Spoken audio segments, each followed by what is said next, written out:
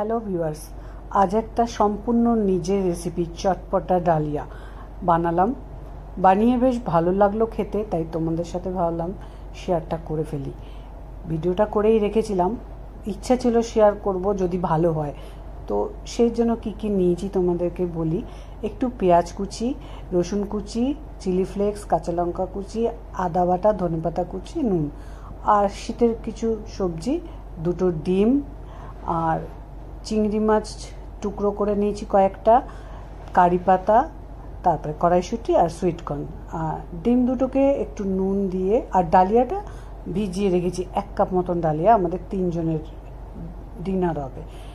এবারে ডিমটাকে একটু নুন দিয়ে ফেটিয়ে নিলাম, নিয়ে কড়াইতে 1 চামচ তেল দিলাম। 3 জনের ডিনার 3 চামচ তেলে আমাকে কমপ্লিট করতে হবে। তোমরা চাইলে আর একটু তেল বেশি দিতে পারো। আর রান্নাটায় একটু চিনি চলে, আর একটা লেবুর হাফ টুকরো রস দিলে আরও একটু ভালো হয়। আমার কাছে চিনিটা দেওয়া চলবে না, তাহলে ডিনারের ডায়েটটা হবে না। আর যে লেবুর কথা বলছি, লেবুটা আমার কাছে আজকে অ্যাভেলেবেল ছিল না, সেই কারণে লেবুটা দিতে পারলাম না। যাই হোক, প্রথমে ডিম ভুজিটা করে নিলাম, তারপরে চিংড়িগুলোকে দিয়ে কড়াইতে আর 1 চামচ তেল দিয়েছিলাম, সেই তেলে চিংড়িটাও ভেজে নিলাম।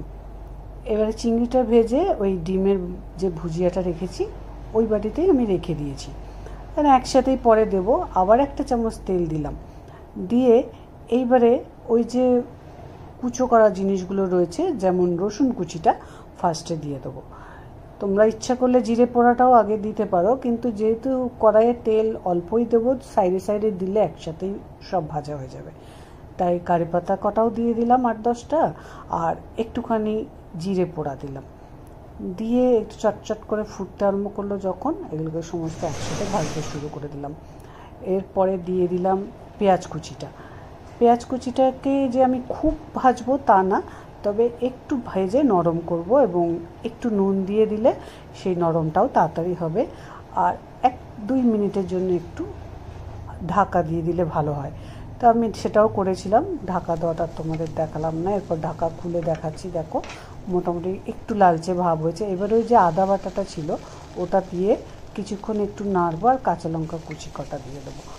ঝালটা যার যার মনের মতন, যে যেমন ঝাল খেতে ভালোবাসে। আর আদা বাটাটা দিয়ে আর কাঁচা লঙ্কা কুচিটা দিয়ে একটু নাড়াচাড়া করব, যেন আদার যে কাঁচা গন্ধটা সেটা যেন চলে যায়।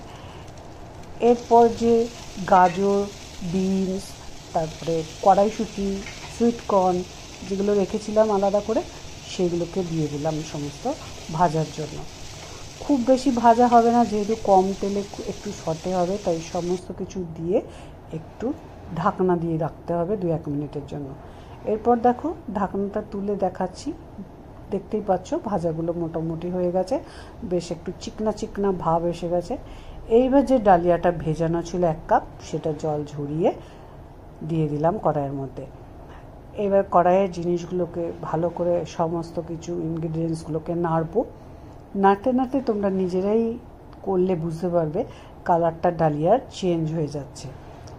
এই যে ভালো করে নাড়ানোর পরে কালারটা ডালিয়ার চেঞ্জ হয়ে যাবে। যদি আমার এই রান্নাটা দেখে তোমাদের একটু ভালো লেগে থাকে, তাহলে একটু লাইক শেয়ার করো। দেখো এরপরে ওই ডিম ভুজিয়া আর চিংড়ি মাছ ভাজাটা দিয়ে দিলাম। এবার খুব ভালো করে নাড়াতে হবে, নাড়ালেই আমার রান্নাটা ডান। আর লাস্ট একটুখানি দুটো জিনিস দেবো, সেটা বলছি। তারপরে আর একটু বলি, যদি ভালো লেগে থাকে একটু আমাকে ফলো করো, সাবস্ক্রাইব করো ইউটিউব থেকে দেখলে। আর সবাই ভালো থেকো, সুস্থ থেকো, সাবধানে থেকো। চিলি ফ্লেক্সটা দিয়ে দিলাম, আর ধনেপাতা কুচিটা দিয়ে আরেকবার খুব ভালো করে নাড়িয়ে ইন্ডাকশানটা বন্ধ করে একটু ঢাকা দিয়ে 2-1 মিনিট পরে গরম গরম পরিবেশন করে। বেশ ভালো লেগেছিল আমার নিজস্ব রেসিপি চটপটা ডালিয়া। তোমাদের কেমন লাগলো? যদি ভালো লেগে থাকে একটু আমাকে জানিও, এবং যেটা বললাম একটু লাইক সাবস্ক্রাইব করো, ফলো করো। Tata, bye bye. আর যেহেতু আমি এটা রাতে ভয়েস ওভার করছি, এই জন্য সবাইকে গুড নাইট। তবে যখন যে দেখবে, যে নাইটে দেখবে তাকে গুড নাইট, যে দিনে দেখবে তাকে গুড মর্নিং, যে আফটারনুনে দেখবে তাকে গুড আফটারনুন, যে ইভিনিংয়ে দেখবে তাকে গুড ইভিনিং বন্ধুরা। সবাইকে সবার জন্য গুডই থাকুক সবার ডে, আসলে good day. Tata, bye by. আবার কোনো একটা নতুন ব্লগে দেখা হচ্ছে। ভালো